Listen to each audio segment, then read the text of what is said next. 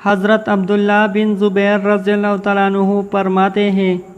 کہ لوگوں نبی کریم صلی اللہ علیہ وسلم ارشاد فرماتے تھے، اگر انسان کو سونے سے بڑا ایک جنگل مل جائے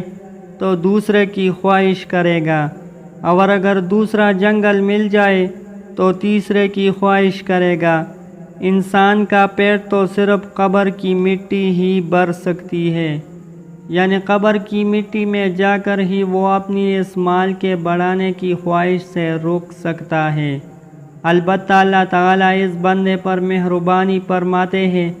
جو توبہ کر کے اپنے دل کا رخ دنیا کی دولت کے بجائے اللہ تعالیٰ کی طرف کر لے،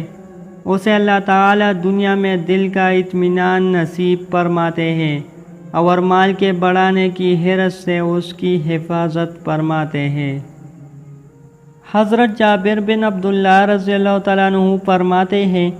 کہ میں نے رسول اللہ صلی اللہ علیہ وسلم کو یہ ارشاد فرماتے ہوئے سنا،